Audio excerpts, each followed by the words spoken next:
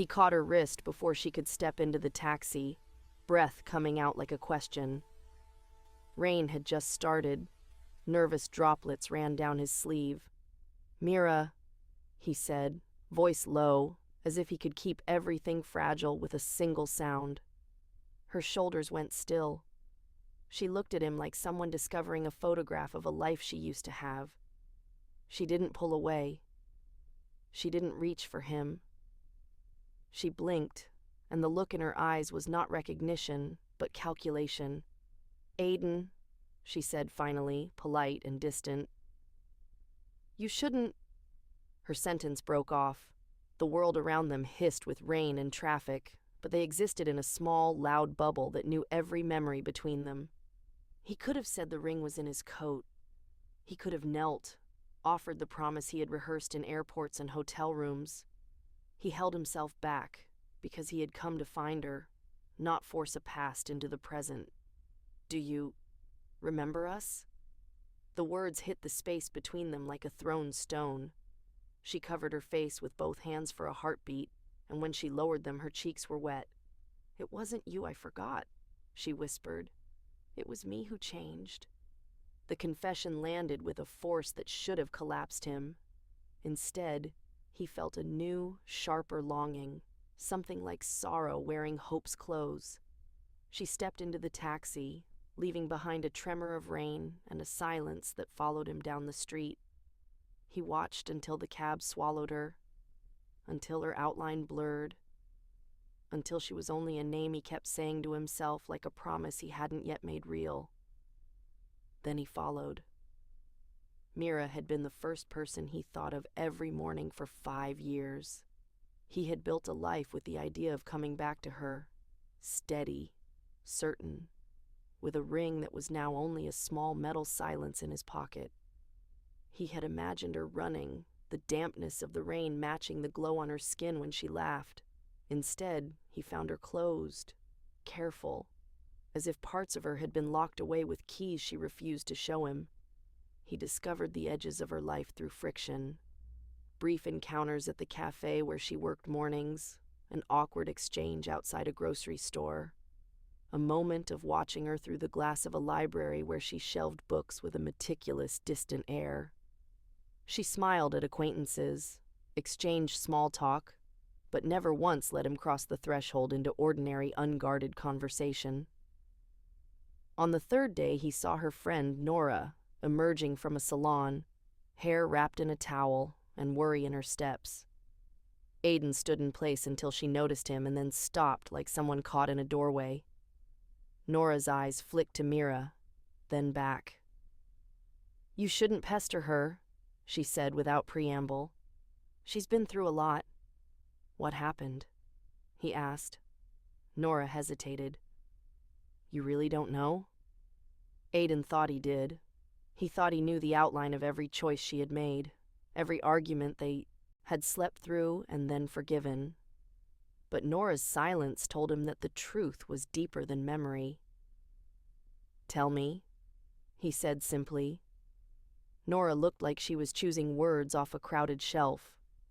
"She lost her job last year. Her mother's been sick. Mira's been carrying the bills, the appointments, everything. And then there was someone else. It wasn't the same as you and her were. He made her doubt things about herself. She pulls away when people get close." Her voice softened. "She thinks she's protecting everyone by being small." Aiden wanted to protest. He wanted to say she had never been small to him, that she had been the bright, constant center. Instead, he listened, because listening was the only way he could find his way back without breaking whatever fragile piece she had left. He started small. He left a cup of coffee with a note. "I'm here when you're ready." He texted at odd hours, a line from a poem they had once read together, a photograph of the mango tree where they had carved their initials. She read them. She did not reply. He left voicemails, each one a careful tending of hope. He visited the places they had kept as private traditions, the bench by the river, the little bookstore that smelled of dust and lemon tea. Sometimes he found her there, sometimes not. Each time they passed, she skated around him like someone stepping through familiar rooms wearing shoes she did not trust. One evening, he found her on the rooftop where they had first talked about forever. She sat with her palms pressed to her knees, watching the city be an unending set of small mechanical lights. When he came up the stairs, she didn't look surprised. She only swallowed and gave him a small, apologetic smile. "Aiden," she said. No warmth, no ploy. "You didn't have to. I came back for you," he said. The words were plain and true. He sat beside her at a respectful distance. The rooftop smelled of dust and the distant ocean, a scent that made him feel both closer to her and painfully aware of a space between them he could not cross by will. "You did." She turned a little, letting the city reflect in her eyes like a faint map. "But I didn't stay." He wanted to argue that leaving had been for both of them, that he had called, written, tried. But this was not about fault. This was about what had become of the woman who had once whispered plans against his collarbone. "Tell me what happened," he asked. "Please." For a long time she only watched the lights. Then she exhaled, a soft sound that might have been a laugh if there had been less grief threaded through it. "It's not one thing," she said. "It's a string of days that wore me down. My mother's illness came first. Doctor appointments, medicine, the waiting. I took on more at work because someone had to," she said, the small details stacked like bricks. "Then the new manager made me doubt everything. My work, my choices, even the way I smiled." She stopped and forced a smile he could see through. He reached out, an instinct more than a plan, and touched her hand. She didn't pull it back. "You don't have to tell me all at once," he said. "I'm not here to fix things quickly. I want to be beside you when you're ready." Her eyes flashed with something that might have been anger at herself. "That's the problem. I don't know who ready even is anymore. I don't recognize the girl who laughed at bad movies and stole fries from you when you weren't looking." She laughed softly, a sound that surprised him with its tenderness. "I forgot how to be her. I've been surviving, Aiden. Surviving isn't loving." He squeezed her hand in answer. "Surviving can be the first step to healing," he said. "But you don't have to survive alone." She drew her hand back slowly, folding it over her knees as if her palms were private things. "You always said you would come back," she murmured. "You always made sure I had that promise." Her voice wavered. "I don't want you to wait for someone who might never come back to herself." Aiden swallowed the ring box heavy in his pocket like a gravestone. "I'm not waiting for a perfect version of you," he said. "I'm here for the real you, the one who is scared and tired and needs someone to remind her who she is." His words landed between them, gentle but firm. She let his words sit. She looked at his profile, the line of his jaw, the small scar at his eyebrow from a childhood bike spill he'd never mentioned. And for a moment, he saw recognition flicker there, a memory of afternoons when promises seemed inevitable. Tears pricked the corners of her eyes. And this time, she did not hide them. "It wasn't you I forgot," she repeated, like a liturgy. "It was me who changed." He accepted that confession as both ending and invitation. "Then let's find you again," he said. "Not by forcing what we had, but by building what we can. I don't have to be the answer to everything, but I can be with you while you rediscover yourself." Mira turned away, watching the city rather than him. "What if I'm not the person you fell for?" she asked, voice thin. He leaned in, close enough that his shoulder brushed hers. "Then I'll fall for you all over again," he said. No bravado, no fanfare, just a plain, stubborn truth. "If you'll let me." She laughed once, the sound cracked and real, and for the first time since he returned, there was something like a soft promise in the way she shifted toward him. "Maybe," she said. "Maybe we can start with coffee tomorrow." "Tomorrow," he agreed. He didn't know if tomorrow would erase the months of distance or the holes left by hard days. He only knew he would be there, that he would keep showing up. In slow, steady ways, dropping off food, sitting through doctor appointments in the waiting room, listening to stories she had told herself so often she no longer heard them. He would be present. As they left the rooftop, rain had stopped, and the night was cool. He held the small velvet box in his hand for a long moment, then closed his fist around it. He didn't need to open it tonight. Tonight he had offered something more useful than a ring. Presence. He had stepped into the space her life had become, and she had not slammed the door in his face. That felt, foolishly and fiercely, like the beginning. The next morning, Aiden stood outside the small cafe where she worked. He didn't bring flowers or gifts.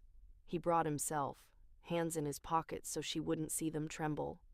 Mira stepped out from behind the counter when she noticed him, her expression unreadable but not shut off.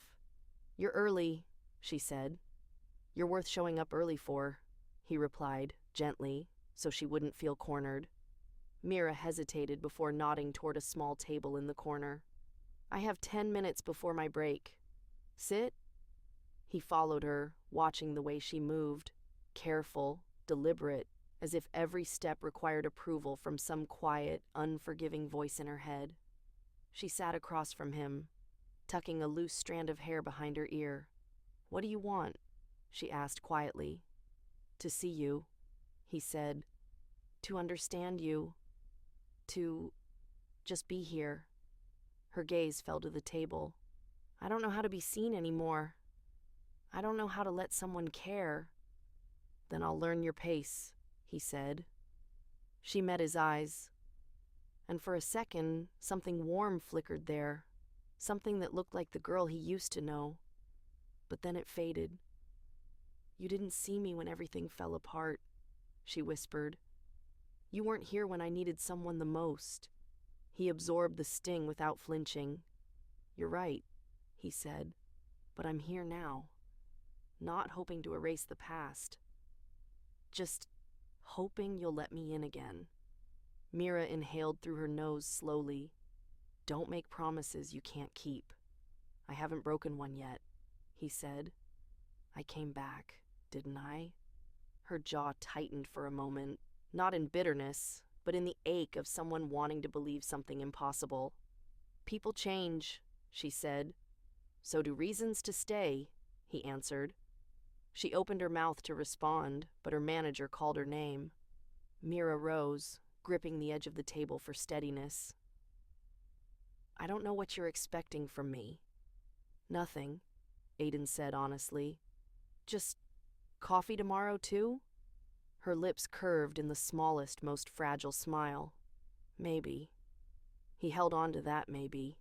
It was more than he'd had yesterday. Over the next week, he made sure his presence felt like comfort, not pressure. He waited for her after work, not in front where it would feel like ambush, but across the street with 2 warm drinks and a patient expression. He matched her pace when they walked. He didn't fill silences, unless she wanted him to. He didn't ask questions she wasn't ready to answer. Slowly, she started letting pieces of her life slip into the space between them. A comment about her mother's medication, a memory of a terrible date that made her swear off romance, a confession about doubting her worth at her old job. He listened the way someone listens to music they've missed. One evening, they walked by the river, the place where they had carved their initials years ago. She paused by the railing, tracing invisible shapes with her thumb. "You remember this place?" he asked. She nodded. "You told me you loved me here." Her voice wavered as if the memory was too bright for the woman she had become. "I still do," he said quietly. She froze. Her breath hitched a little as if she was trying not to show how much the words touched her. "Aiden," she whispered. "Don't say things like that. They're true." That's exactly why they scare me. She turned away, gripping the railing. You think you're loving the girl from before, but I'm different now. I'm tired. I'm messy. I'm unsure. I'm not the version of me you built your future around. He stepped beside her, leaving just enough space so she wouldn't feel crowded. You're the version of you life created, he said gently, and I don't love you because you're perfect. I love you because you're you. Her eyes shone in the fading light. She swallowed hard. You make it sound easy. It isn't. It's work. For both of us. She looked at him fully then. The softness in her gaze was new, unsteady, but real. And what if I can't give you what you're hoping for? She asked. Then I'll take what you can give, he said, and be grateful for it. Her breath quivered. Why are you still trying? Because you're worth it. No hesitation, no dramatic flourish, just truth. She looked down, voice trembling. I don't feel worth anything anymore. Then let me remind you. Her chest rose sharply, emotion pressing through her ribs like a tide she could no longer hold back. She exhaled shakily and stepped a fraction closer. Stay, she whispered. Just stay a little longer. So he did. He walked her home. She didn't invite him in. She wasn't ready. But at her door she lingered. Her fingers brushed his lightly, not quite holding, not quite letting go. Aiden, she murmured. I'm trying. I really am. I know. When she finally slipped inside, he stood at her doorstep a moment longer, feeling the warmth of where her fingers had touched him. 2 days later, he found her sitting alone in a small park near her apartment. She was staring at her phone, shoulders stiff. When he approached, she didn't look up, but she didn't tell him to leave. He sat beside her, quietly waiting. Finally, she spoke.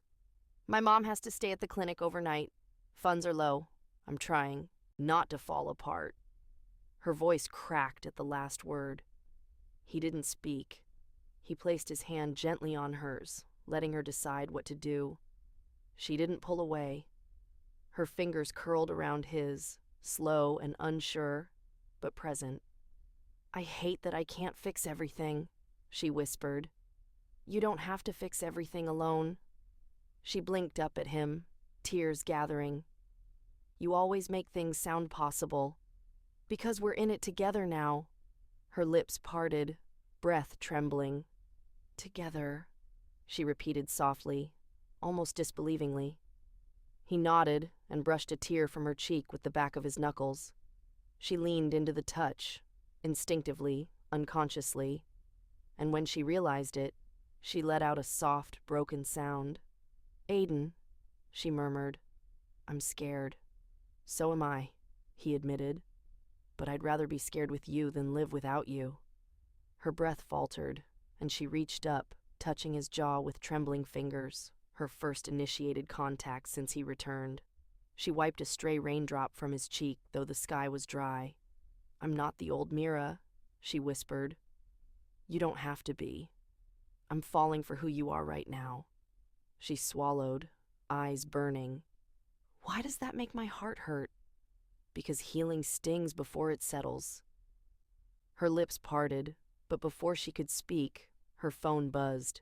She pulled back slowly, hesitantly, wiping her cheeks. I should go check on my mom's doctor. I'll go with you. She didn't argue. She only nodded. They walked side by side, not holding hands, but not apart either. Two people inching their way towards something neither could name yet. At the clinic, the hallway lights hummed softly above them as they waited outside the room where Mira's mother was resting. Mira sat with her elbows on her knees, fingertips pressed against her forehead, trying to hold herself together. Aiden sat beside her, close enough to be there, far enough not to overwhelm her. After a moment, she leaned back against the wall and breathed out slowly. She's asleep, she murmured. That's good. Aiden nodded. You've been doing so much. You should breathe too. She closed her eyes, fighting emotion she'd kept buried for months. I don't know how to anymore. Then I'll sit with you while you remember how. Her breath trembled, but she didn't turn away. She let her head fall softly onto his shoulder. It wasn't planned. It wasn't dramatic. It was tired, honest surrender. A quiet trust she didn't have the strength to hide from him anymore. Thank you, she whispered. Always. They stayed like that for a long moment, her head on his shoulder, his hand resting beside hers on the bench. Small contact, but to her it felt like a lifeline. When her mother's doctor finally returned and gave an update, Mira straightened, but she didn't pull away from Aiden until she absolutely had to. The doctor left, and Mira sat down again, rubbing her eyes. I'm sorry you're seeing me like this. I'd rather see you like this than not see you at all. She looked at him then, really looked. Her eyes were swollen and tired, but there was something new there, something softer. You keep showing up, she said quietly. I told you I would. She inhaled shakily, and something inside her loosened. If you're pretending to be strong for me, she whispered, you don't have to. I know you're scared too. I'm terrified, he admitted. I've never wanted something this much. What something? She asked. You. A small, wounded sound escaped her. She put a hand to her chest like she was trying to steady her heart. Aiden, she blinked, fighting tears. I don't know how to receive that anymore. Then I'll show you. Not with pressure, just with presence. Her lips parted, trembling around whatever she wanted to say. But before she could speak, someone walked past, and she pulled her hands into her lap, shy and unsure. He didn't push. He simply adjusted, giving her space while still being near. After her mother was settled for the night, Mira and Aiden stepped outside. The evening was cool but gentle, and she wrapped her arms around herself as they walked toward the quiet street. Do you want to talk? He asked softly. I want to, but I don't know where to start. Start anywhere. She paused beneath a street lamp. I lost myself, Aiden, piece by piece. Every disappointment took something from me. Every night I cried alone in that apartment. Something inside me dimmed. Her throat tightened. I forgot the girl who used to believe in love. I forgot the girl who used to believe someone would stay. I'm staying, he said simply. Her breath hitched. Why does that make me want to run and fall into your arms at the same time? Because your heart remembers me even if your fear tries to erase it. A tear slipped down her cheek before she could hide it. He reached up slowly, giving her time to pull away, but she didn't. His thumb brushed the tear away, and she closed her eyes at the warmth of his touch. You shouldn't love someone who's this broken, she whispered. I'm not in love with your broken pieces, he said, stepping a little closer. I'm in love with you, all of you, then and now. She opened her eyes, and the vulnerability there was so raw it made him want to hold her with both hands and every intention he'd carried for years. But he waited. He let her choose the distance. Aiden, she breathed, voice trembling. I want to trust you again. I want to believe this can be something real, but I'm scared I'll disappoint you. Then don't walk through it alone, he said gently. Let me share the fear. She let out a small, choked laugh. You make it sound easy. It isn't, he said, but loving you feels natural, even now. She pressed a hand against his chest as if grounding herself. His heart beat steadily beneath her palm, warm and alive. Slowly, she lifted her gaze to his. Stay with me tonight, she whispered. Not in my home. Just walk with me. Be here. He didn't hesitate. I'm here. They walked long past midnight, through quiet streets, past softly lit windows across the empty town square. At one point, she slipped her hand into his. It was a small movement, hesitant and trembling. but it was hers, freely given. She didn't look at him when she did it, but he felt everything in that single gesture. The fear, the hope, the longing she'd buried for years. He held her hand with reverence, as if it were a promise and a memory combined. "You know," she murmured after a stretch of silence, "I used to imagine you coming back." "And what did you imagine?" "That you'd see me and immediately know we were meant to be. And now?" She let out a breath. "Now I'm the one who doesn't know." "Then we'll learn together." She squeezed his hand gently. "Do you ever regret leaving?" "No," he said, "because I left to build something for us. I regret not being here when you needed someone, but I don't regret loving you." Her steps slowed. She looked up at him under the dim glow of a streetlight, eyes shining. "I think," she whispered, "a part of me never stopped loving you, even when everything else changed." "That part," he murmured, "is enough." She leaned forward, resting her forehead against his chest. "Hold me," she whispered. He wrapped his arms around her, not tight, but secure, letting her melt into him, letting her listen to his heartbeat, letting her tears fall silently onto his shirt. He didn't speak. He didn't need to. He let her be held the way she'd needed to be held for years. When she finally pulled back, her face was streaked with emotion but steadier than before. "Aiden," she whispered, "I want to start again. I want to try. But I need you to be patient with me." "There's no version of you I won't be patient for," he said. She exhaled shakily, relief and affection rushing through her expression. "I'm scared," she repeated softly. He reached for her hand again, lifting it to his lips and pressing a slow, gentle kiss to her knuckles. "Then let's go forward scared," he said, "as long as we go together." Her eyes widened at the kiss, breath trembling, heart stumbling in her chest. "Aiden." He reached into his coat pocket, not for a proposal, but for the velvet box he hadn't opened since he arrived. He held it in his palm carefully, letting her see it before he spoke. "This isn't an engagement ring anymore," he said quietly.